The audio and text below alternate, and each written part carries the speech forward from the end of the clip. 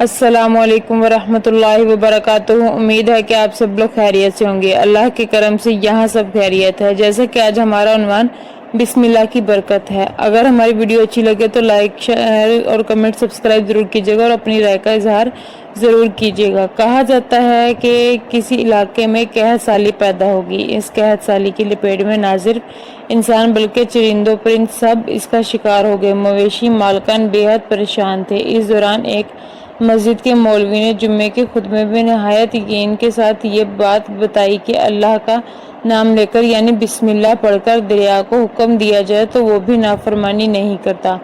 خطبہ سننے والوں میں سے ایک چرواہا بھی موجود تھا۔ مولوی کی یہ بات اس کے دل میں اتر گئی اور اسی بات پر اس کا یقین کامل ہو گیا۔ اس نے واپس آ کر اپنی بکریاں کھولیں اور سیدھا دریا پر چلا گیا۔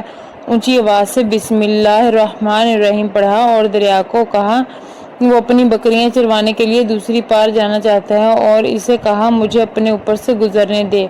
یہ کہہ کر اس نے اپنی بکریوں کو لیا اور دریا پر چلتا ہوا دریا پار کر گیا۔ دریا کی دوسری طرف کا علاقہ گھاس سے بھرا پڑا ہوا تھا۔ درختوں کے پتے بھی سلامت تھے کیونکہ کسی کو یہاں تک آنے کی رسائی نہیں تھی۔ اس نے خوب اچھی طرح اپنی بکریوں کو سیر کروایا اور واپس لوٹ آیا۔ پھر یہ اس کا معمول بن گیا۔ وہ بکریاں پار چھوڑ کر واپس آ جاتا اور شام کو جا کر بکریاں واپس لے آتا۔ اس کی بکریوں کا وزن دگنا چگنا ہو گیا تھا۔ لوگ چونک گئے اور اس سے پوچھا کہ وہ اپنی بکریوں کو کیا کھلاتا ہے۔ وہ سیدھا سادہ اور صاف دل نوجوان تھا۔ اس نے صاف صاف بتا دیا کہ جناب میں تو بسم اللہ الرحمن الرحیم پڑھ کر دریا پر چل کر اپنی بکریاں دوسری طرف چروانے لے جاتا ہوں۔ یہ بات سنی مگر کسی نے اس چرواہے کی بات پر یقین نہیں کیا کیونکہ یہ ناقابل یقین بات تھی۔ مگر بات ہوتے ہوتے مولوی صاحب کے پاس پہنچ گئی۔ مولوی صاحب نے اس سے چرواہے کو بلایا اور سارا ماجرا پوچھا۔ اس چرواہے نے مولوی صاحب کو یہی حوالہ دیا کہ مولوی صاحب میں تو آپ کا شکر ادا کرنے والا تھا کہ آپ نے جمعے کے خطبے میں جو نسخہ بتایا کہ بسم اللہ کہہ کر دریا کو بھی حکم دیا جائے تو وہ انکار نہیں کرتا، تو میں تو بس آپ کے اس نسخے پر عمل کر رہا ہوں۔ مولوی صاحب حیرت سے اس کے چہرے کو دیکھتے رہے۔ مولوی صاحب نے کہا بھائی صاحب ایسی باتیں تو ہم ہر جمعے میں کرتے ہیں، فقط ان کا مقصد لوگوں کو ایمان بنانا ہوتا ہے۔ مگر بکریوں والا ڈٹا رہا کہ میں تو بس بسم اللہ کہہ کر پانی پر چلتا ہوں اور بکریاں سمیت پانی پار چلا جاتا ہوں۔ آخرکار مولوی صاحب نے صبح خود پہ تجربہ کرنے کی ٹھان لی۔